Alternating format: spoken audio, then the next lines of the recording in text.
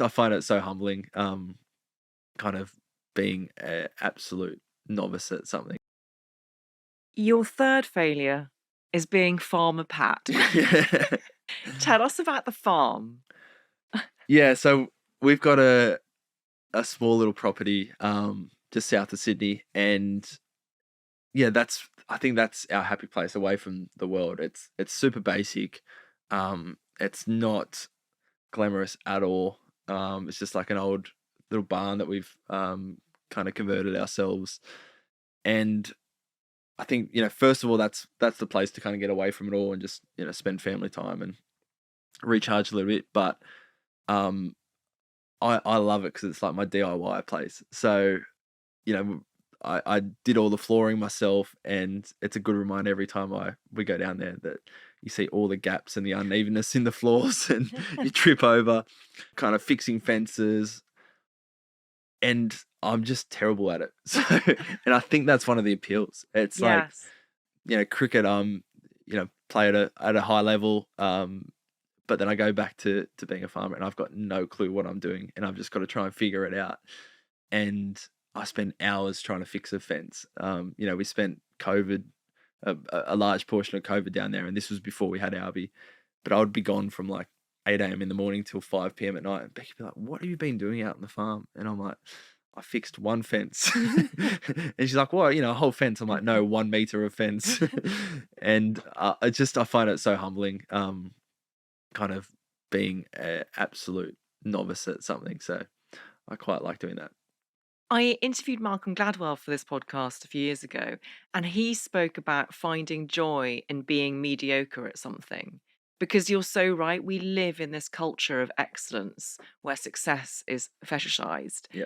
And he spoke about how he used to be a sort of championship runner when he was at high school, and then just was never going to be quite good enough to get to an athletic level.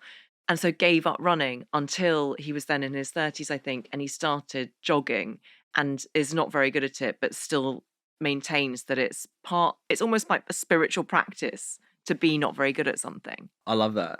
And I think, putting a cricketing lens on it, you start playing cricket because you love it, and you love it the whole way through your childhood. For most people, even you see adults playing cricket their whole life for the love of it. Once it starts becoming super competitive around the professional stage, I've seen lots of people lose the love for it, and um, that's it becomes really serious. It becomes suddenly your livelihood and all those things. So mediocre isn't really going to cut it anymore. Whereas said, other endeavors where you're just doing it for the pure joy of it, or the learning, or the journey, whatever it is. I think there's so much to be gained in that. So yeah, I love that. Do you think you'll get better at doing DIY on the farm? Like, are you actually learning and improving? Well, I mean, to be honest, I haven't had a lot of time the last couple of years to just tinker for hours on end. So, I mean, I hope so. I can't get worse, can I? Surely. But yeah, maybe once Albie gets a little bit older, maybe we can learn a few things together. How do you see your life after cricket?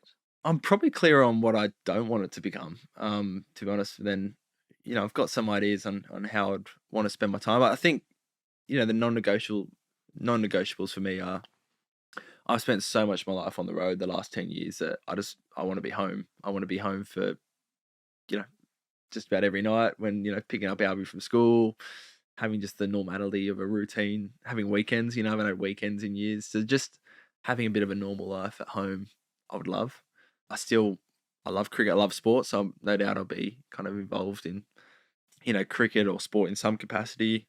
I think to the farming example, um, I think I'd quite like to start from kind of base camp again on something else. So in kind of the business world, investing, venture capital, I find that really interesting. So I spend a lot of my time, or I'm listening to podcasts, and it's normally centered around that world, which I find really interesting. It's what I did at uni, so maybe kind of start from the ground level in another industry as well. Yes, become mediocre at something again and learn. Yeah. Exactly, and yeah, like cricket. You go to training and you might have a great training session. You might get 1% better. Um, Whereas you start from the scratch somewhere else, and you might get 10% better each week at something. So it's yeah, I find that quite appealing. Yes, it's allowing yourself to fail gloriously. Yeah, And like not always to be at a level of excellence, but striving to get there ultimately. I think the process is so much part of that journey. yeah. How do you deal with criticism? Because there are, as we mentioned earlier, so many opinions about who you are, what you do, and how you play cricket. How much do you engage with it? I'm talking about sort of maybe cricketing fans, but also in the media. Again, I feel like I've gotten more comfortable with it.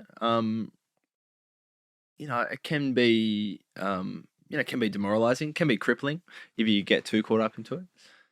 Have you ever been crippled by it? I don't think so. There's been a couple of times where I've kind of been in the firing line, but probably after a couple of days, you start to realize that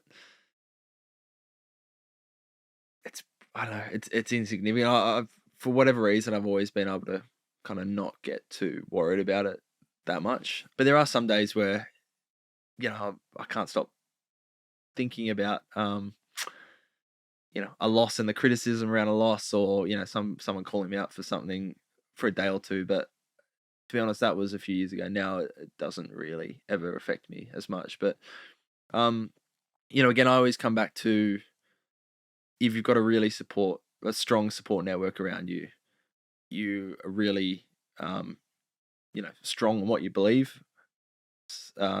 Case in point, say the climate change debate, if you can call it debate.